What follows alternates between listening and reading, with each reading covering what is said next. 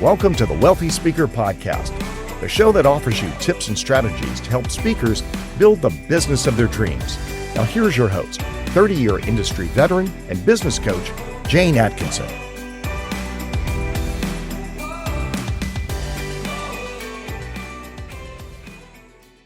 Hey, welcome everyone to the Wealthy Speaker Podcast. I'm back today with my VP of Operations, Jen McDonough, and we are talking about the cost of inaction. Welcome, Jen.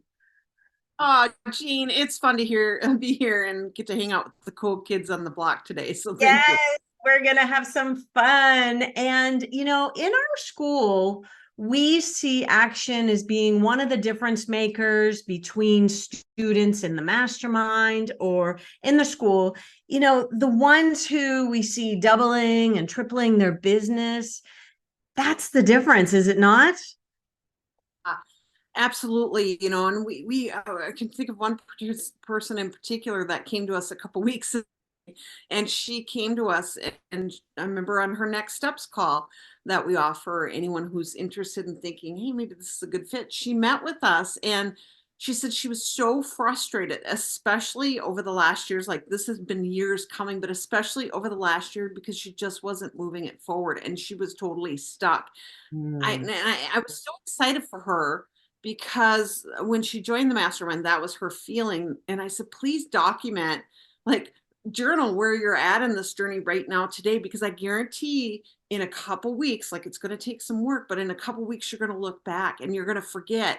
And sure enough, that was maybe, 2 months ago, 2 months ago, I bet we met. And already she's so past it. She's starting to get bookings, and, now she's looking at all the things she needs and stuff. And I'm like, hey, I just reminded her what wins on the Facebook page, and go, look at where you were from just a few weeks ago, 8-9 weeks ago. And so it's really fun when people have that knowledge of how to move forward. They're able to move forward with confidence. And really one of the keys. And before we dive too far down the road, I do want to say that one of the tools we use in the school and in my private coaching is documenting our wins every week. And actually, some people do it every day. Now, I have recommended in the past the Win Streak app. I don't know if it's still going. I don't know if they've updated the software. I think they got behind on their software. So check out the Win Streak app. And if you document your wins every single day, you will indeed build momentum. So, and sorry, go ahead. Before you go on further, listen, the journal is awesome. You guys, the Wealthy Speaker Journal. Fantastic. But it's fantastic. It always has to remind me, Jane, we have our own journal. Hello, the Wealthy Speaker. Well, listen, that's what happens. We have so much fabulousness. Don't forget how much fabulousness you have. So understandable.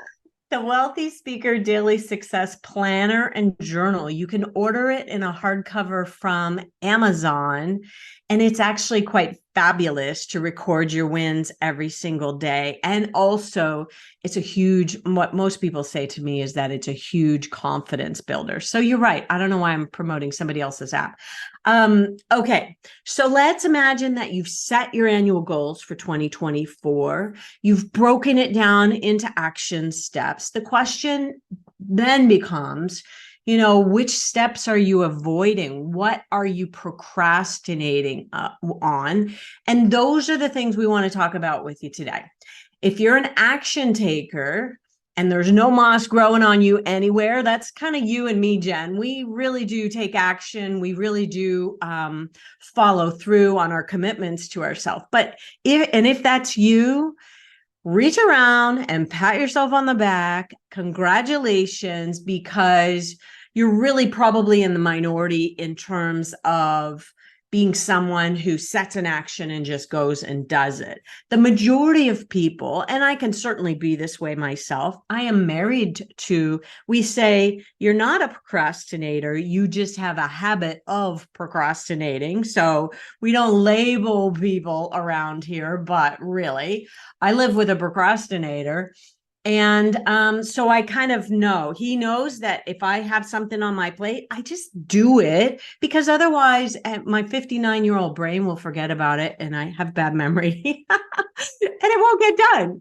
So that's kind of, I'm moving from a place. But there are three things I want you to think about in terms of moving you into action. Here are three tools.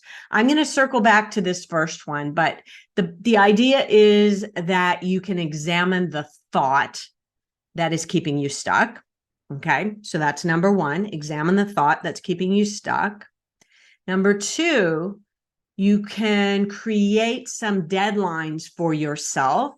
Many of us let ourselves off the hook far too easily. So decide the by when. And if you're someone who's deadline oriented, that might work for yourself. And then number three is use your calendar. However you keep track of your things that you have going on in your world. For me, it's an Apple Calendar.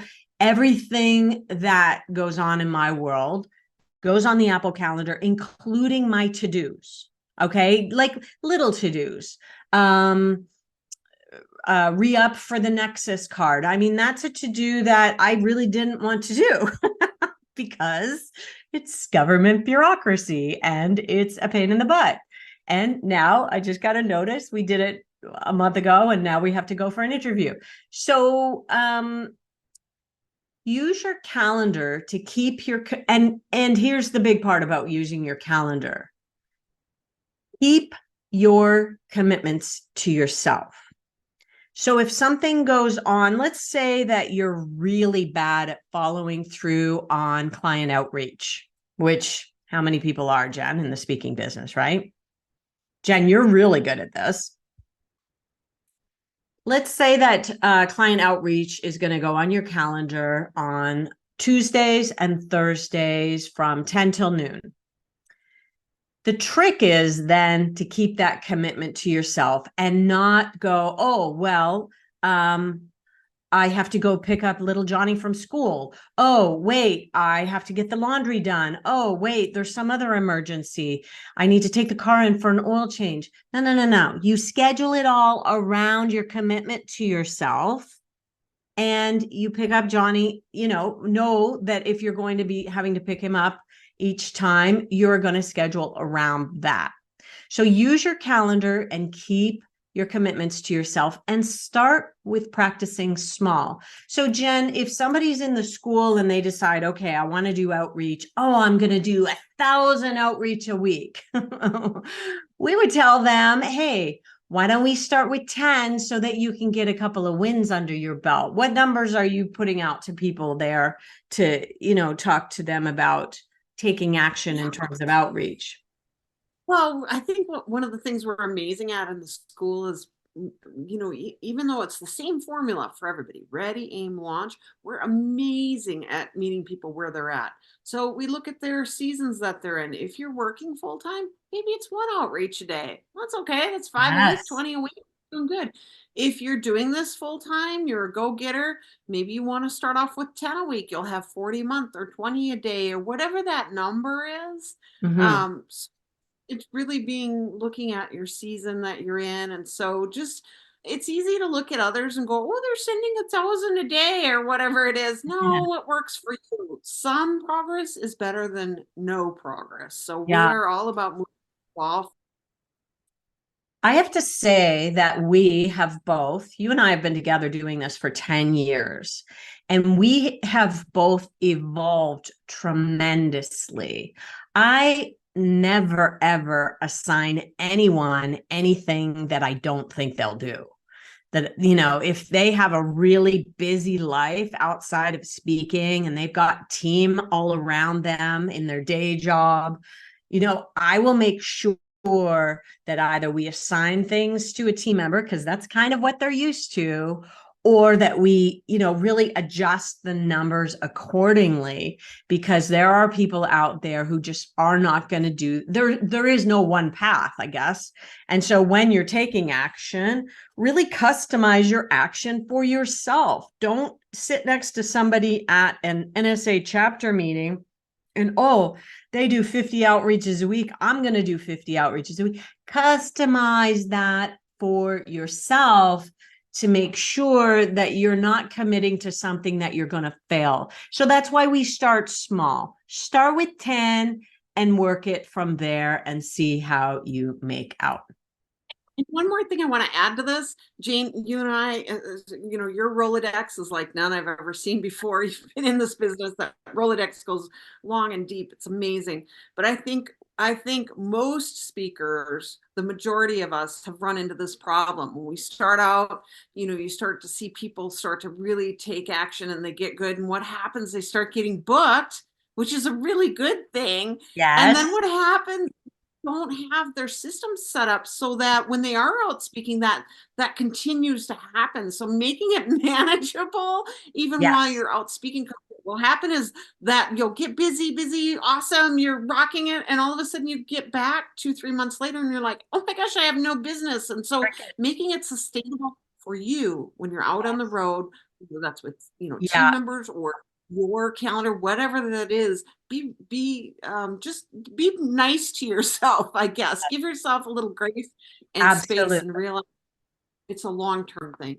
Absolutely. Okay, so we've covered number 3, which is kind of start small and put things on your calendar. That's just what works for us. You may have your own version of that. Maybe it's reminders in your phone or something. I don't know. Maybe there's a paper planner. Maybe there's something else.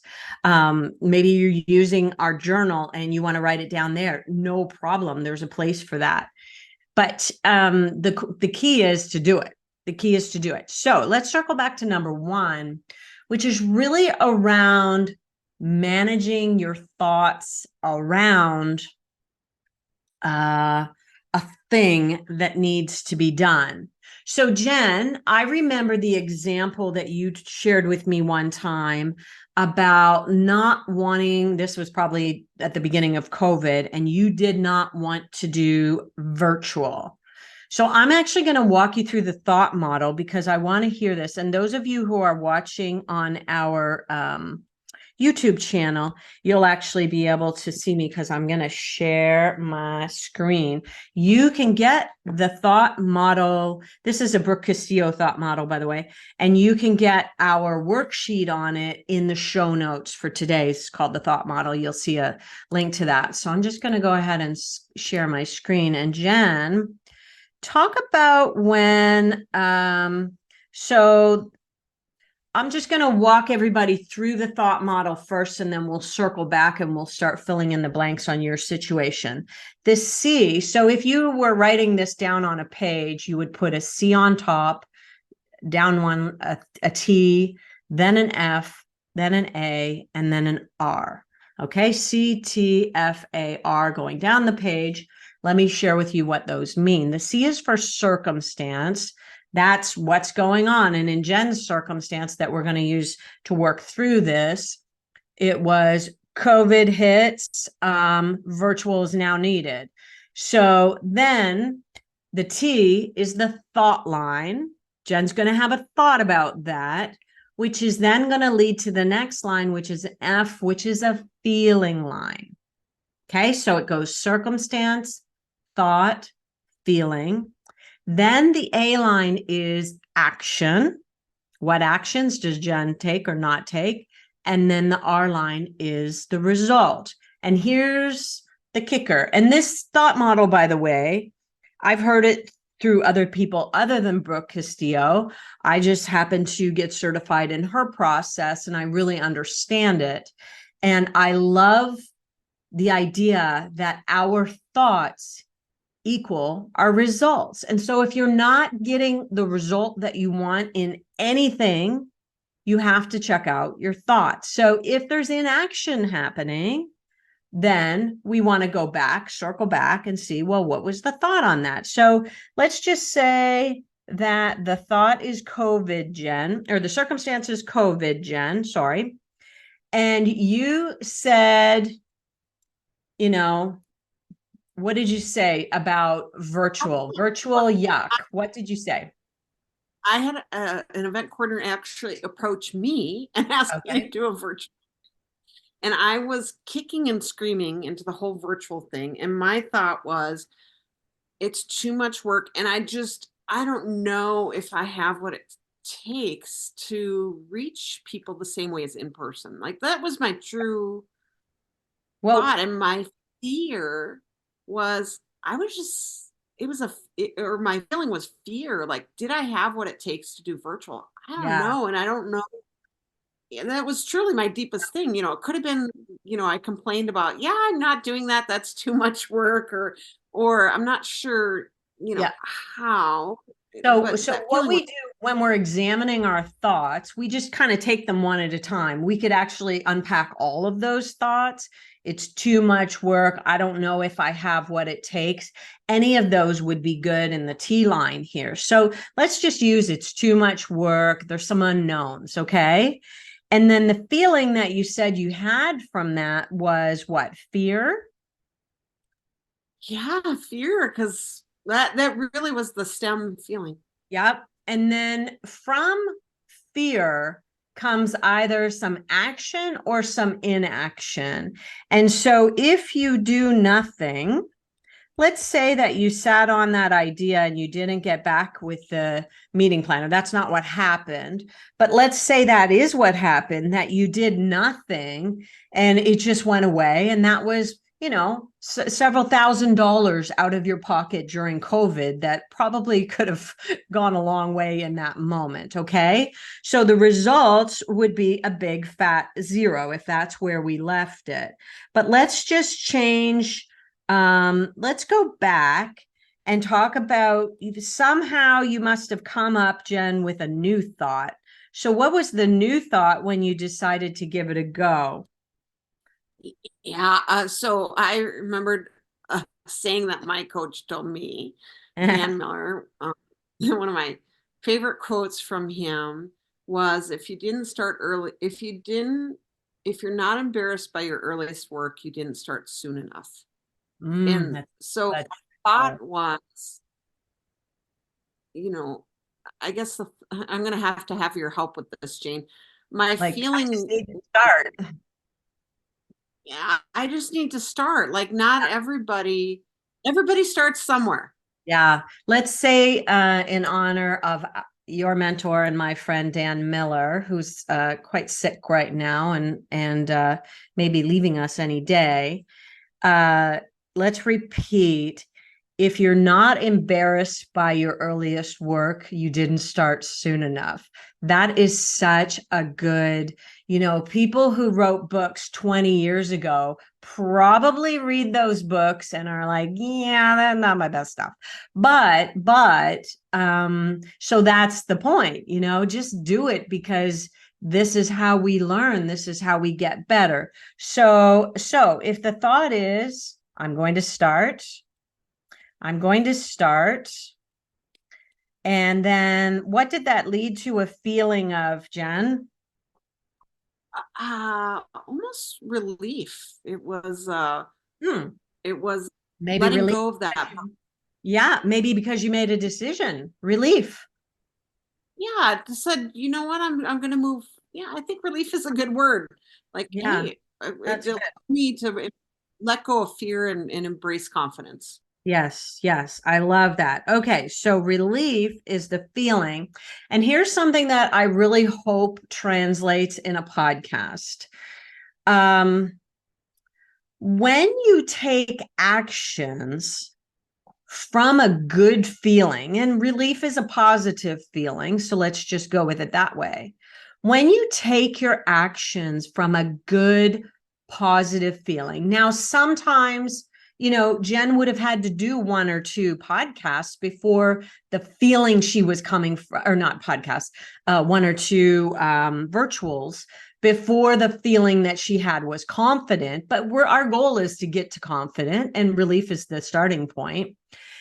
when you come at your actions from a strong position, from a strong feeling, you are going to get far better results. If Jen would have actually gone out and done her virtual from a feeling of afraid, the virtual probably wouldn't have gone as well. So relief that she's just made the damn decision is probably where we're coming from here. And then you went, and the next thing you did, Jen, is you got boned up on it.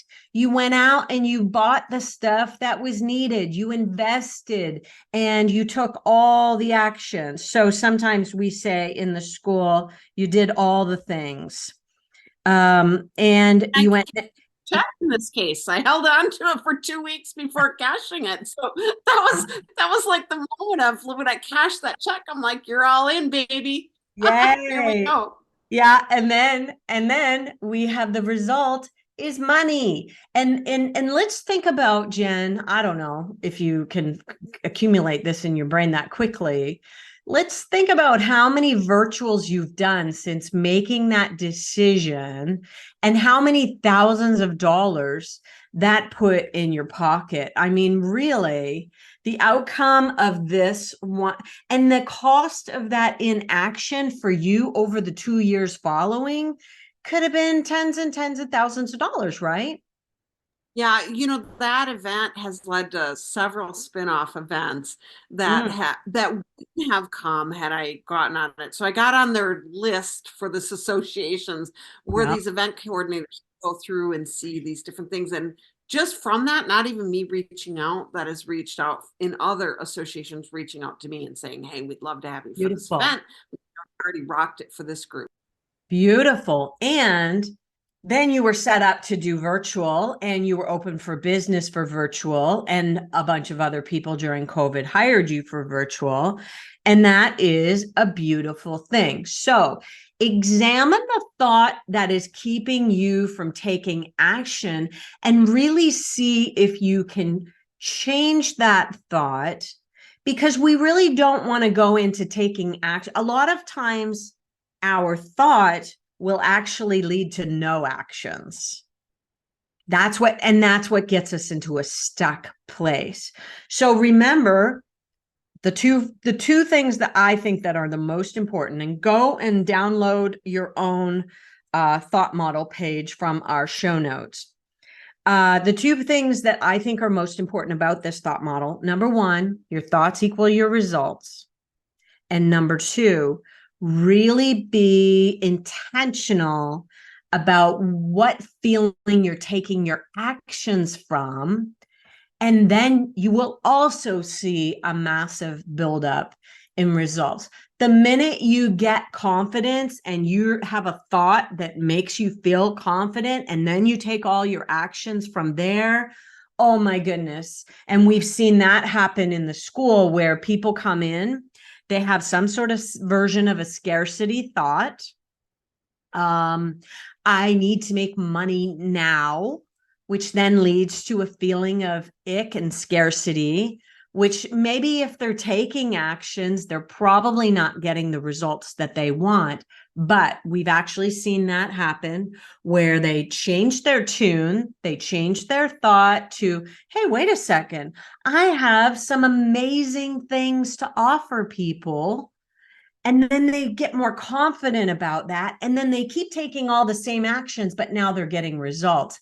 That therein lies the difference, people. So I know I'm kind of going way down a thought process here. Go ahead, Jen.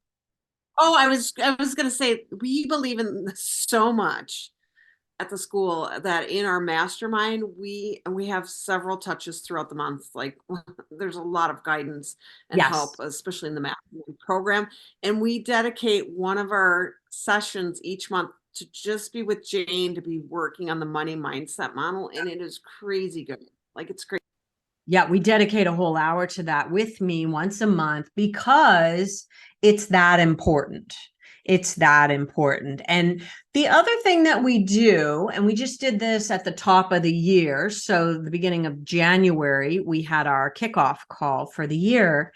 And we really talked about what might get in your way of doing all the things that you want to do this year. So people set out their goals, they set out their financial goals, and then they really stopped to identify whether it was, some sort of self-sabotage thing that could come up, some sort of family situation that could come up. I already have a plan for when my mom goes in the hospital. We had a dry run of it more before Christmas. I know exactly what my plan is now. And if I'm in a hospital room watching over somebody who's sick, if they're sleeping, I'm working, I'm moving the ball forward. And so planning for when things don't go your way is also a part of this. And I think knowing ahead of time what might get in the way of you reaching your 2024 goals is also a really good exercise. And then setting up in coaching, it's called structures, setting up a structure, a process, something that you can do when that happens. And like you said, when the unexpected happens and you've got somebody in the hospital, you're there with them. You're not worrying about your business because you have a plan. You know that you're going to move it forward. You move the ball forward as much as you can, as much as humanly possible. So we already kind of map out these ideas. So Jen, has there been, okay, so we talked about your virtual hesitancy. What was there another time where you were super, super scared to do something and you just broke through and took action? Oh gosh, there's been so many times, but I'll say, speaking like one of the things, well, there's been two big events like this. The first one happened. So I'm a volunteer firefighter, a little town. And I was just, now I kind of laugh because I'm like, oh, I'm so out of my comfort zone. But I'm now was voted in captain and safety officer. So I have a lot to learn. I've been, it's just a constant learning thing. But little old me, when was asked to speak for one of the state associations for the Illinois fire chiefs. Now, you guys, these are like the Chicago fire chiefs. These are like big time. And On TV, man.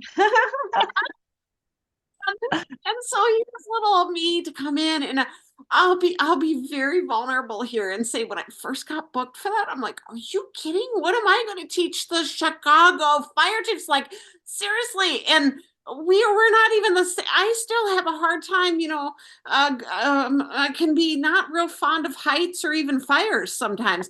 But, here the things are like on a whole different level. But then I remembered, listen, they are an expert at this. I'm a constant student and always will be, and may never be at their level, but I'm an expert in my topic of resiliency. And I knew that being able to provide a safe environment and for them to learn in and to, be engaged, to have fun, but to really take some things that take real meaning in their life and make real change so that they can do their jobs better. They can become more resilient, they can reduce stress. I knew that I could do that for them. And so I'll be honest though, taking that breath to go up on stage still was like, I was looking for the fire. It's not because I'm a firefighter, but if this thing goes south, baby, I'm out of here. But it was just delightful. They had a great time. I had so much fun with them. Oh, that's so great. I love hearing that. So, you broke through the fear, walked up on stage in front of your, not peers necessarily, people who are a little bit further along in their fire game than you. Not a little, Jane. We're talking continents ahead. But I love that you, this must have took something even in the beginning, Jen, you targeted, as a resilience expert, you targeted first responders, and then you're like, oh, I should just become a firefighter. And I'm like, what? Are you crazy? I thought this was the craziest idea. And now here she is talking about becoming, the platoon. What's your title?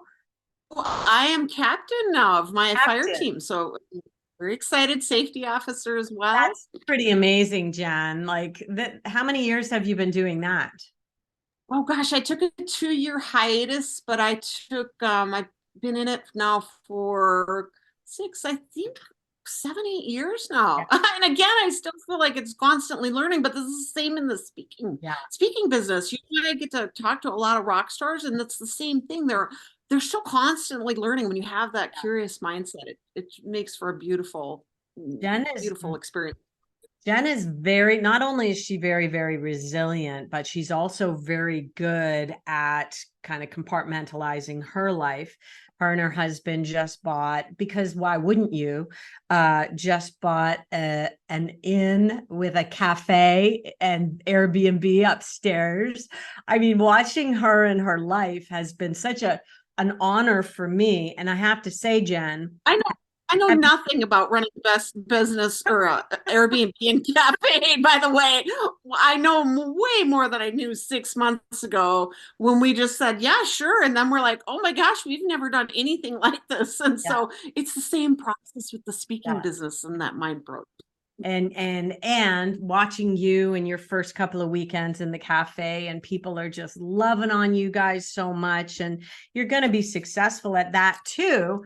I am amazed at how you look at a risk and you guys just plow through. I have watched you do this since you had a soul-sucking job with 5 kids at home and a 2-hour commute. And having seen this transition 2 years ago, I guess it was, you bought your first vacation property, which you love so much, you decided to move there. And so the whole family moved there. And now you live in this northern Minnesota small town. And just watching how the speaking business can transform someone's life to this degree, I have to say, Jen, has been my absolute honor. And you are the one who has just like soared and shown everybody that, you know what, anything is possible. Anything is possible. Yeah. Oh, Jane, thank you. Thank you. I'm honored. And the cool thing is when you find somebody who's done it and go, I know nothing about this, whether, it's running a cafe or running a speaking business, when you can find that guide to help you along. And Jane, you have been such an amazing guide for me. The Wealthy Speaker School has been such an amazing guide for me that it takes you further and farther than you could ever go alone. So I want to say thank you for doing the work you have done, my friend. You've made a huge impact, and it's such a joy to be a part of other speakers' lives who are their desire is to make that impact and build the business of their dreams. Like, that is over the top, beyond, so thank you for letting me be a part of that world. We're going to put in the email that goes out with this, a link to the Next Steps call, and you'll actually be talking to Jen about your speaking business, and just to see whether or not it's even a fit. And, I would like to dedicate this episode to our friend Dan Miller and his family and his close inner circle, of which you are one, Jen. And I just want to say, you guys are in my thoughts and prayers all the time right now. I'm sorry, I'm going to make Jen cry. Dan and your family, we are thinking about you and sending you all the love. So thank you for listening. Check out that Next Steps call. Check out the Wealthy Speaker School. It's at wealthyspeakerschool.com. Jen can't speak because she's crying over there. Sorry. And we would love to hear from you. If you take some action as a result of this podcast, hey, let us know. We would love to hear from you. Jen, thank you for being here. Thank you for being my sidekick for 10 years. Love you, and we'll talk to you soon. See you soon, Wealthy Speakers. Bye for now, everyone.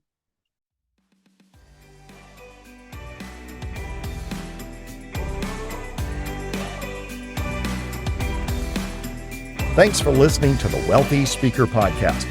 If you need help building the speaking business of your dreams, head over to wealthyspeakerschool.com and take advantage of our 20-minute Next Step call. Thanks for listening to the Wealthy Speaker Podcast.